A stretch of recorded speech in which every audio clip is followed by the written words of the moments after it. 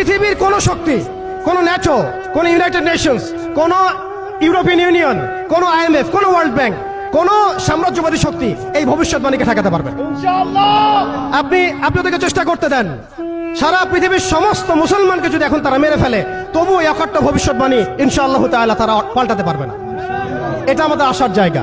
এটাই হচ্ছে চূড়ান্ত বিজয়। এবং ঈসা আলাইহিস সালামের হাতে আগামী 40 বছর, লিখে রাখেন আপনারা, এরপরের 40 বছর ওই বাইতুল মুকাদ্দাস থেকেই সারা বিশ্বে ইসলামী খিলাফা কায়েম হবে ইনশাআল্লাহ। যে খিলাফা শব্দটা এখন রাজনৈতিকভাবে আপনারা নিতে পারেন না, হজম করতে পারেন না। আমি জানি আপনারা জানেন না, অনেকেই এটা অজ্ঞতার কারণে হতে পারে, তারা হয়তো জানেন না, আমরা জানাতে এসেছি। এই যে খিলাফা শব্দটা তারা নিতে পারে না, এই খিলাফাই হবে পৃথিবীর শেষ শাসন ইনশাআল্লাহ তাআলা।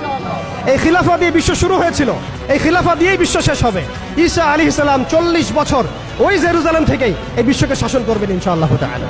এটা লেখা হয়ে গেছে, কুদিয়াল আমর, এটা কেউ চেঞ্জ করতে পারবে না। এখন মাঝখানের এই সময়টুকুতে জায়নিস্ট আসলে কি করেছে এবং আমরা কোন কোন জায়গায় পিছিয়ে গেছি এবং আমাদের করণীয় কি হতে পারে, এটা আমি অল্প কথায় শেষ করে দিব।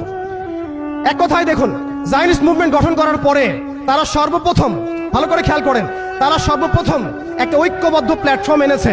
আমরা দেখেন সারা বিশ্বে এখন পর্যন্ত মুসলিমরা একটা ঐক্যবদ্ধ প্ল্যাটফর্ম করতে পারি নাই। তারা ঐক্যবদ্ধ একটা প্ল্যাটফর্ম করেছে এবং সেই প্ল্যাটফর্মকে কেন্দ্র করে তারা সবার আগে খিলাফত ব্যবস্থাকে ধ্বংস করেছে। অটোম্যানদেরকে তারা পরাজিত করেছে। প্রথম বিশ্বযুদ্ধের সেই 1914 থেকে 18-এর মধ্যে তারা বাইতুল মুকাদ্দাসে প্রথম ঢুকেছে এবং তাদের সহযোগী ছিল পশ্চিমা বিশ্ব এবং ব্রিটেন। আজকে আমরা ইসরায়েলের এগেনস্টে কথা বলি ঠিকই, কিন্তু পশ্চিমা বিশ্বের এগেনস্টে আমরা কথা বলতে পারি না।